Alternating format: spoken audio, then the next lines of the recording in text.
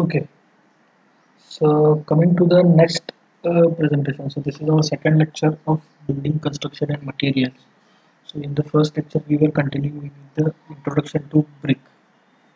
Okay, so today in the previous lecture we have seen about the introduction to brick, types of brick according to size, that is standard brick and conventional brick.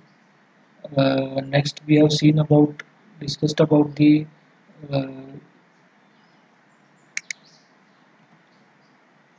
composition of brick. We have discussed function of each ingredient. We have discussed in the previous slide, that is alumina, silica, lime, magnesia and anoxide. Each component having a different function we have discussed in the previous lecture. So today we'll start with the manufacture of clay brick. Okay, so as we have discussed in the previous slide, so brick we have seen types of brick according to size and composition of brick.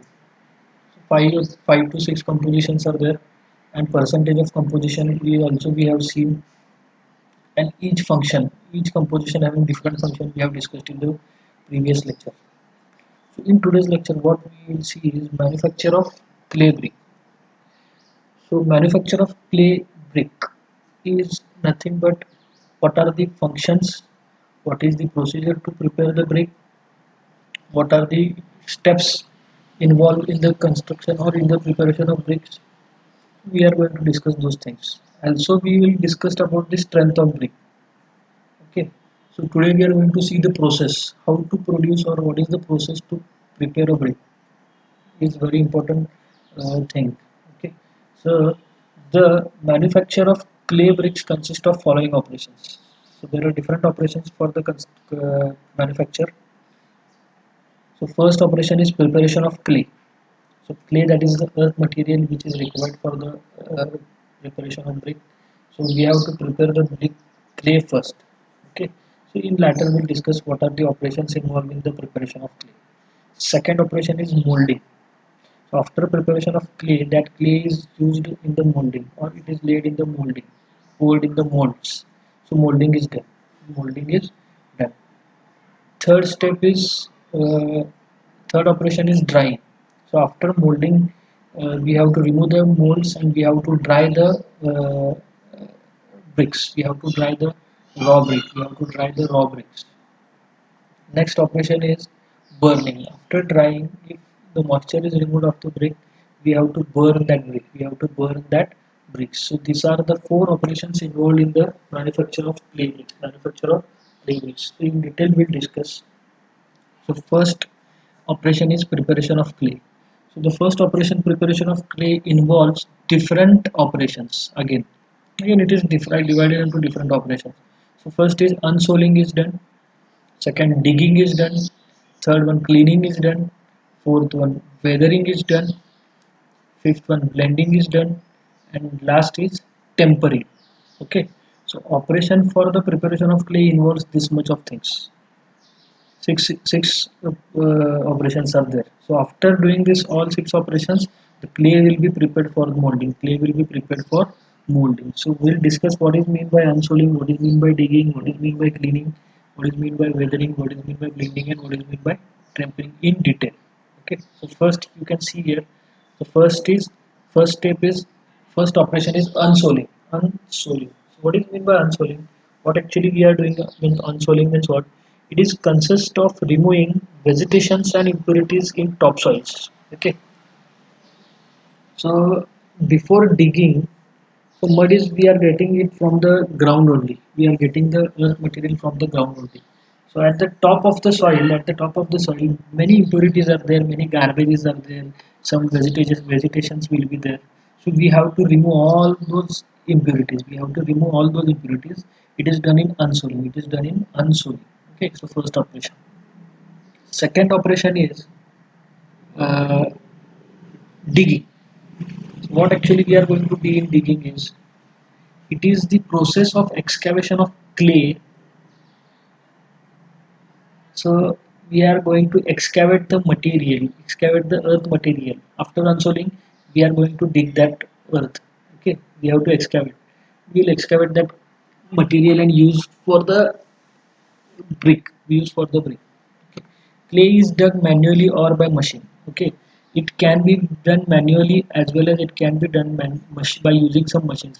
It can be it means we can use some GCPs also for digging the mud from the ground, or it can be done manually also by using the masons. Okay, so this is the second operation is digging. Third operation is cleaning. Okay, so first we have removed the impurities on the top of the soil. Second, we have after removing the impurities, we have dig the material, we have dug the material from the ground. Third one is the dug material. It is in this process impurities like stones, pebbles, conker particles, and any other garbage are removed from the heap of digged out clay. Okay, so the digged material is there, so in that there may be some impurities like stones, pebbles, conker particles, and any other garbages. So that all impurities we have to remove in the third operation, that is we have to clean the material, we have to clean that earth material, remove all the solid, all the garbages, all the small particles, all the large particles from that digged clay, from the digged clay. Okay, so these are the three operations. Next operation is weathering. So what is actually mean by weathering? It involves the spreading of the cleaned clay in layers and expose it to atmosphere for a period of at least a month.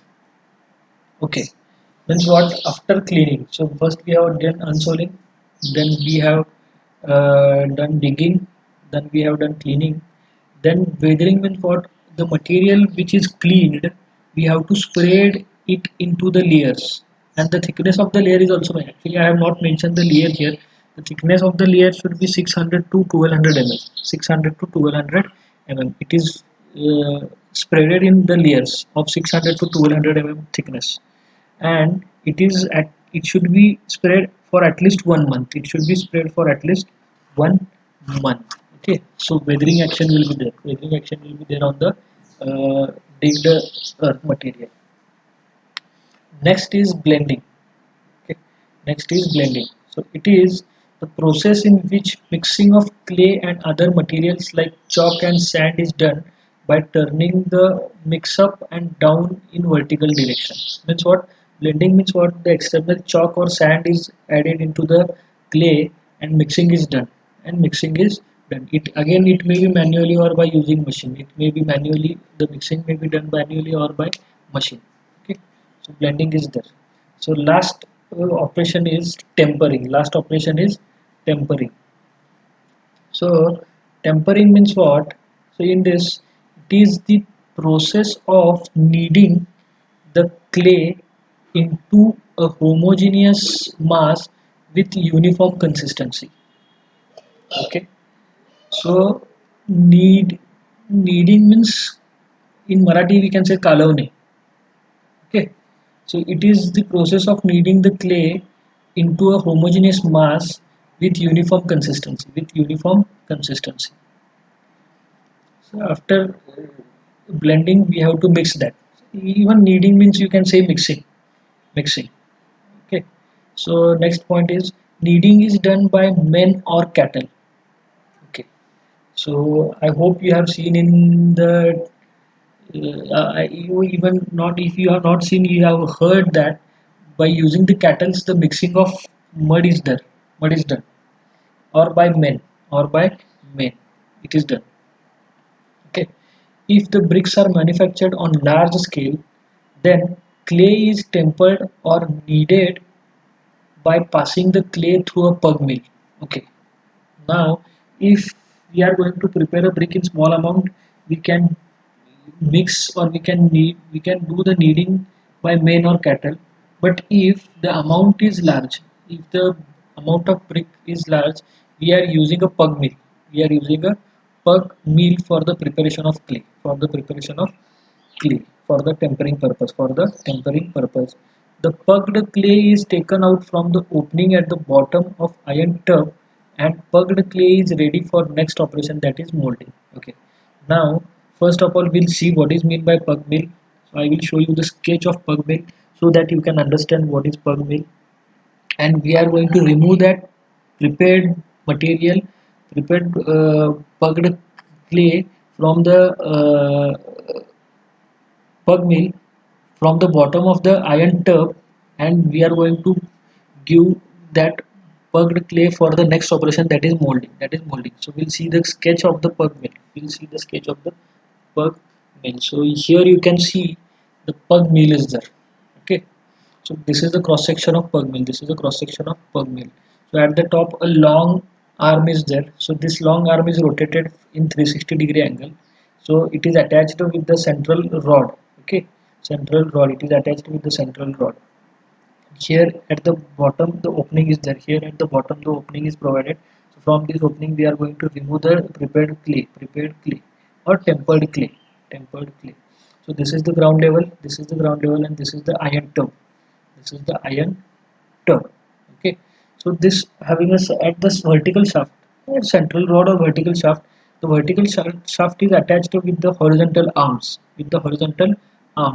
okay, alternatively, and the horizontal arms are again connected with the knives. Here you can see the knives are there, sharp knives are there.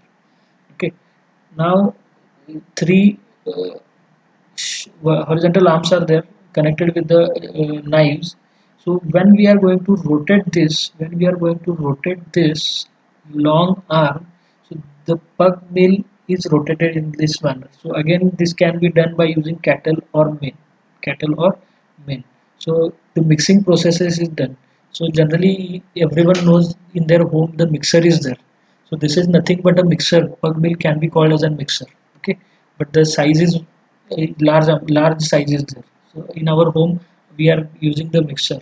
So the similar pattern we can, this mechanism is same here, but this is you rotated by using manual or by cattle.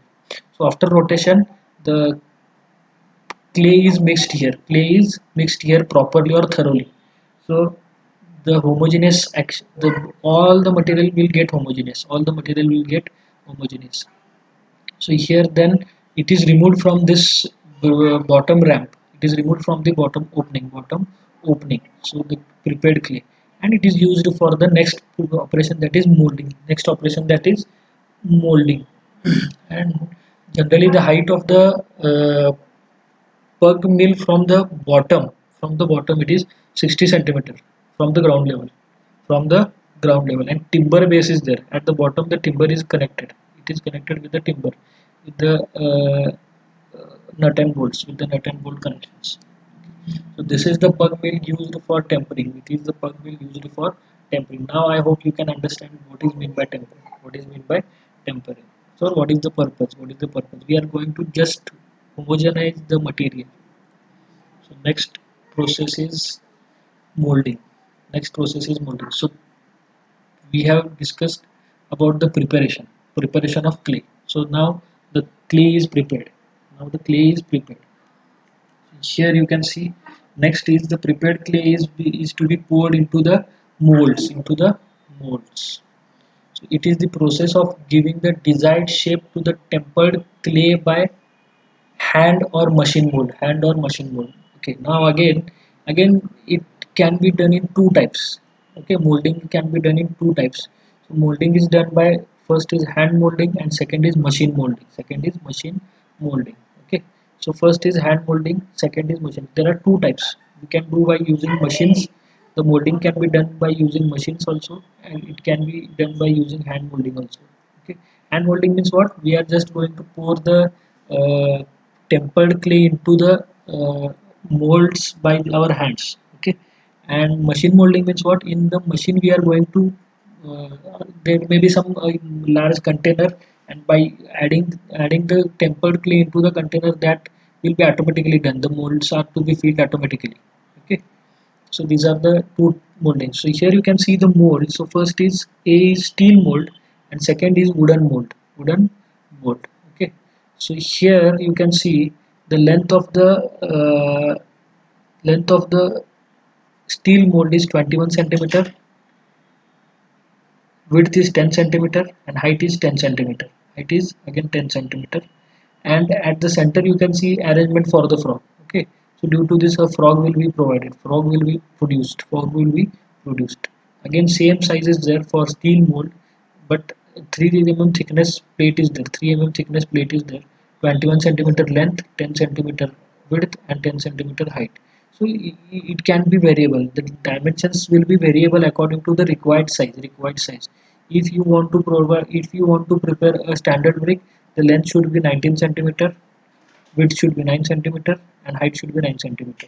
Okay, so it is variable. The size and shape of mold will be variable. It is according to the required condition. It is according to the required condition. So this is about the molding process. This is about the molding process. Next is the third process is drying. Third process is drying. So bricks, again, the bricks are dried into two types. First is by natural drying, and second is by artificial drying. Artificial drying. So what is mean by natural drying? So molded raw bricks are arranged in the rows on their edges on a raised ground called as hacks, keeping space in between the bricks for circulation of air. Bricks are kept for 1 or 2 weeks in natural drying. This method is not desirable in rainy season. This method is not desirable in rainy season. Okay. So what is the statement written? You can understand by seeing in this image. So the molded raw bricks are arranged in a row here in the row like this on their edges on the ground called the hacks. So these are the hacks, we can say these are the hacks. And so the horizontal, the length, the first brick is laid according to the length, second brick is provided here according to their width, and the air gap is provided in between these two bricks. Air gap is provided in between these two bricks like this. Here also a air gap is there, so three air gaps are there here, three air gaps are there here, three air gaps are there for quick drying, so that air can be passed in between this also in from the center of the central position of the bricks. So these are the raw bricks, air gaps are provided. So this is a simple method for drying, simple method of drying. It means what we are going to do in this is we are going to keep the bricks on one on each other by keeping the air gaps, so that it should be kept for 1 to 2 weeks for drying purpose. And the simply it can be dried, simple method it can be dried. Okay, that's why it is called as a natural drying method. Okay, this method is not desirable in rainy season. Yes, because if rain is there, this is not an adequate method. This is not an adequate method used. Okay, so this is about drying, and in this we have seen about the natural drying. Now, what is artificial drying? What is artificial drying? So artificial drying means what? The bricks are dried in a special furnace built for this purpose, or dried by hot fuel gases from the cooling chamber, or by waste steam engines of a driving machinery.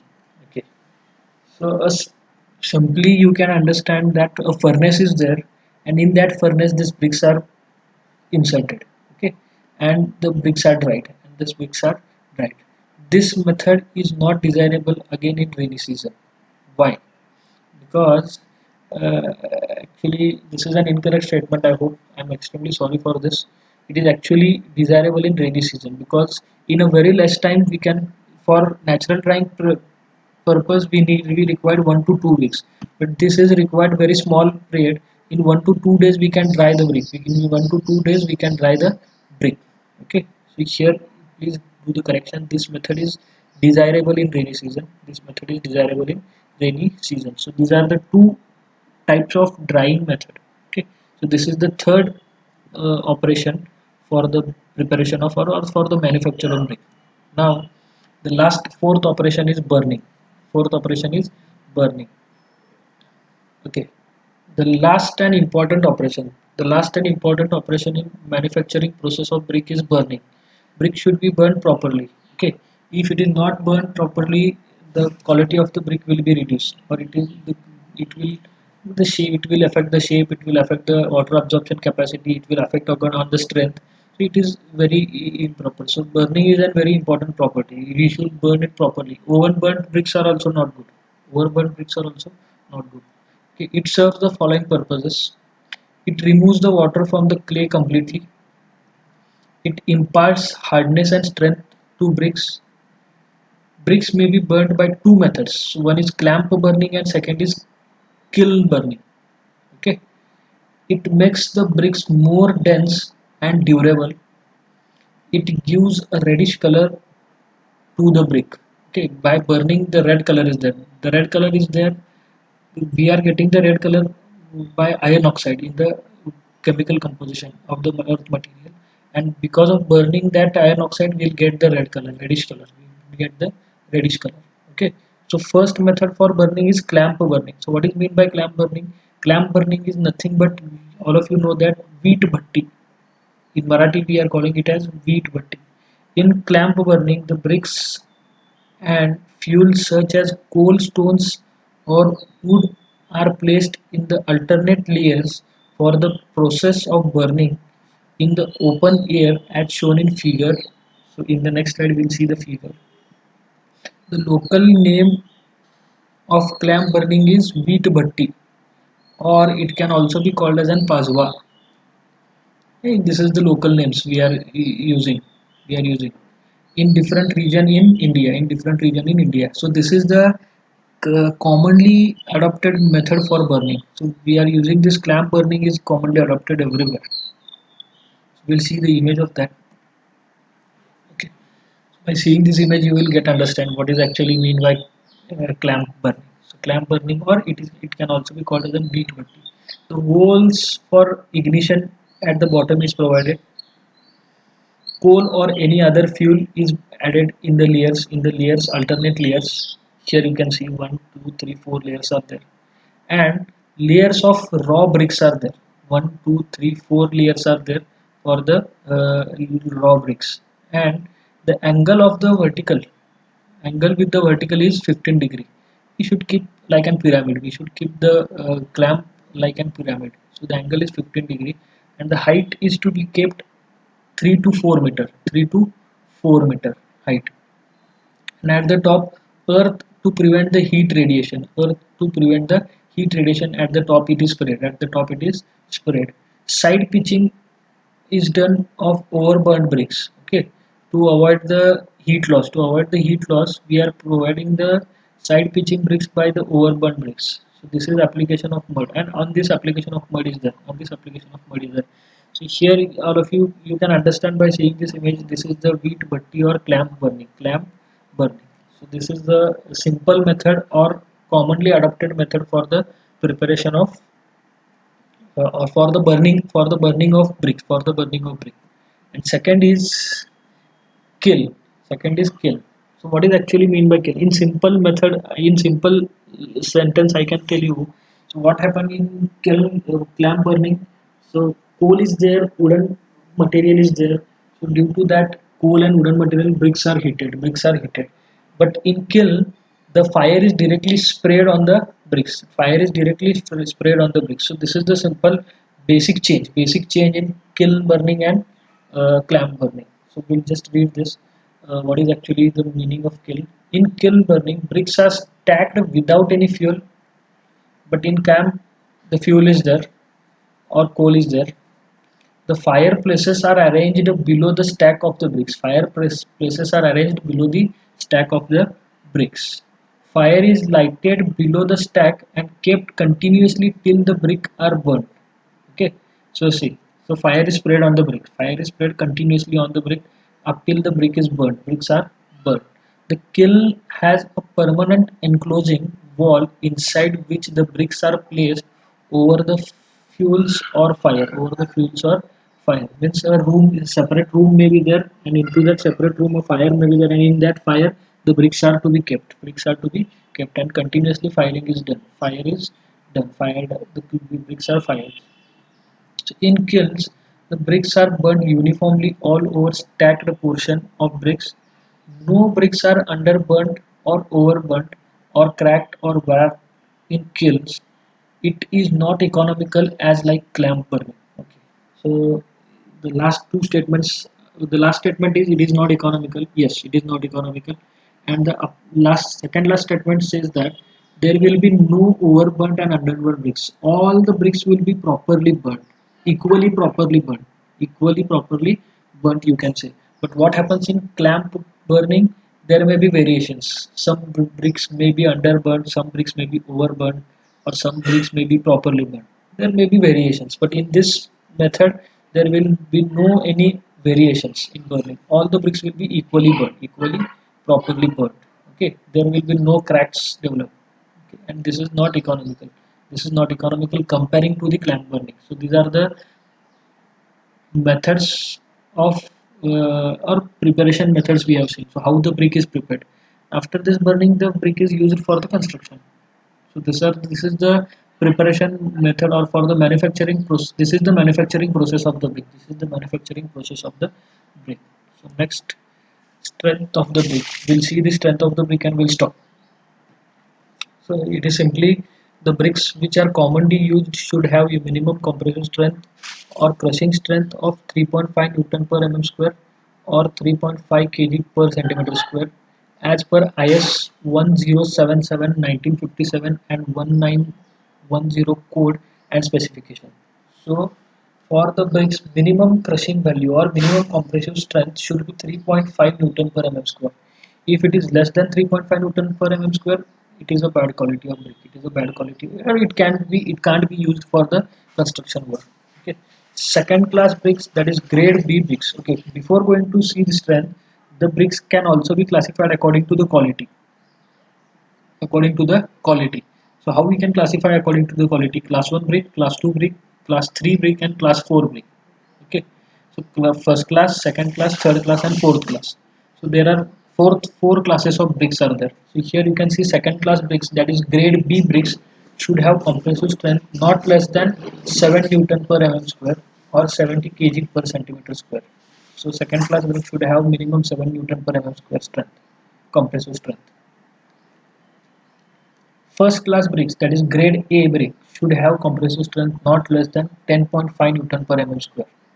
That is 105 kg per centimeter square. That is first class brick should have 10.5 Newton per mm square compressive strength. Grade AA bricks should have compressive strength not less than 14 Newton, 14 Newton per mm square or 40 kg per centimeter square. Bricks with compressive strength less than 3.5 Newton per mm square or 35 kg per centimeter square will fall in the category of class 3 bricks or grade C. Note that when the brick soaked in water, the strength of the brick reduces by amount of 25%. Okay, so this is very important. You have to remember that when you are going to do all the manufacturing process, complete the manufacturing process. After that, you have to, before using the brick for the construction purpose, you have in the one statement we have seen that for 24 hours we have to soak the brick. So after soaking the brick into the water, okay, the 25% of the strength will be reduced. 25% of the strength will be reduced. You have to consider this thumb rule. Okay, so this is about the strength of the bricks. Okay, thank you. So in this we have discussed about the manufacturing process of the bricks. So here we'll stop. We'll continue in the next lecture.